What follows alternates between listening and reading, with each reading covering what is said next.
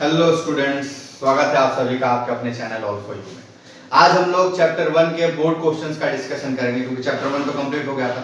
तो board question को भी दो पार्ट में हम लोग करेंगे, एक थ्योरेटिकल पार्ट और एक न्यूमेरिकल पार्ट। आज हम लोग जो बात करेंगे वो बात करेंगे थ्योरेटिकल पार्ट में कि कैसे थ्योरेटिकल क्वेश्चंस पूछा गया।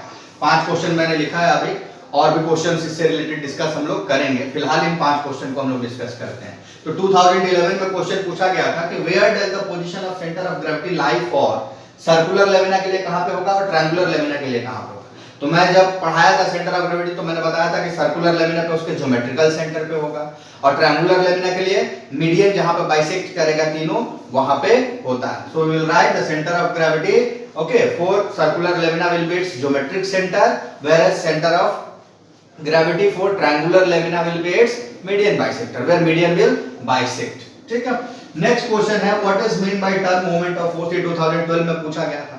सो the turning effect of force about a fixed point और axis of rotation is known as moment of force. फिर लिखेंगे mathematically it is represented by, इतना डिफाइन करने के बाद मैथमेटिकली उसको भी रिप्रेजेंट कर लेंगे। Mathematically it is represented by turning effect of force equal to force into perpendicular distance और परपेंडिकुलर आर। ठीक है, इसको लिख लेंगे।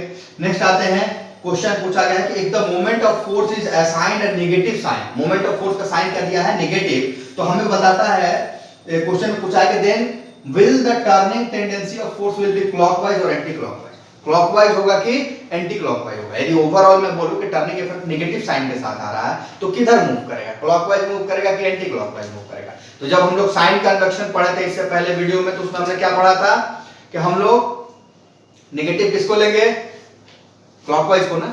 नेगेटिव किसको लेते थे, ऐसा क्लॉकवाइज चल रहा था नेगेटिव, एंटी क्लॉकवाइज चल रहा तो क्या लेते थे पॉजिटिव। तो नेगेटिव है मतलब क्या हो जाएगा क्लॉकवाइज हो जाएगा, नेगेटिव है तो क्या हो जाएगा क्लॉकवाइज हो जाएगा। ठीक है, क्लियर है। ओवरऑल जैसे ऐसे चलता था नेगेटिव को हम लोग क्या लेते थे क्लॉकवाइज और पॉजिटिव को क्या लेते थे एंटी क्लॉकवाइज। तो क्या हो जाएगा क्लॉकवाइज डायरेक्शन हो जाएगा। ठीक, नेक्स्ट क्वेश्चन पूछ रहा है which of the following remains constant in a uniform circular motion, speed, velocity या both। पूछा है क्या कांस्टेंट रहता है यूनिफॉर्म सर्कुलर मोशन में।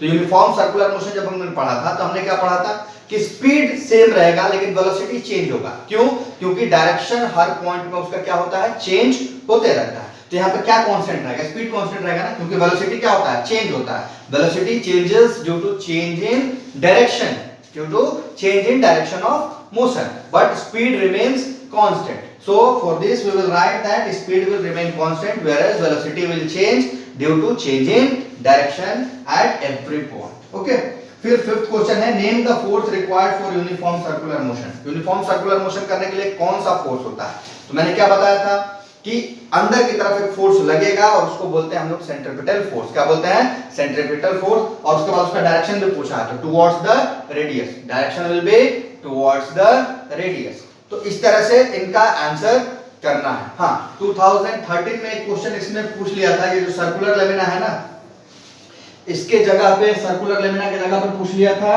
कि वेयर इज द रिंग के बारे में पूछ लिया था। तो रिंग में भी क्या होगा सेंटर पे होगा। सर्कुलर लेमिना की जगह यदि मैं रिंग ले लूं, रिंग ऐसे, तो उसका भी क्या होता है सेंटर पे ही होता है। तो इस टाइप के क्वेश्चंस को थ्योरेटिकली पूछा जाता है बोर्ड्स में। So now question number 6 is the position of centre of gravity of a body remains unchanged even when the body is deformed, state whether this statement is true और false. Question क्या कह रहा है कि यदि मैं किसी ऑब्जेक्ट के शेप और डिफॉर्म मतलब क्या कर रहा हूं, शेप और साइज को चेंज कर रहा हूं तो क्या कुछ भी बदलाव नहीं आएगा उसके सेंटर ऑफ ग्रेविटी में। क्या ये स्टेटमेंट सही है या गलत है। ऑब्वियसली जब हम लोग डिस्कस किए थे तो हमने क्या बताया था क्या क्या फैक्टर है जिस पे सेंटर ऑफ ग्रेविटी डिपेंड करता है। ये भी क्वेश्चन एक बार पूछा गया था। तो क्या क्या फैक्टर है, उसका डिस्ट्रीब्यूशन ऑफ मास है, शेप है, साइज है, स्ट्रक्चर है। अब चूंकि डिफॉर्मेशन हुआ तो शेप, साइज और स्ट्रक्चर में क्या होगा बदलाव होगा। बदलाव होगा इसका मतलब क्या होगा सेंटर ऑफ ग्रेविटी चेंज होगा। और क्वेश्चन में बोला कि क्या चेंज नहीं होगा। तो ये स्टेटमेंट क्या है फॉल्स है। This statement is false because center of gravity depends upon shape, size, structure and distribution of mass, and when we deform any object there is change in shape and size, so there will be shift in center of gravity too। clear है इसका answer.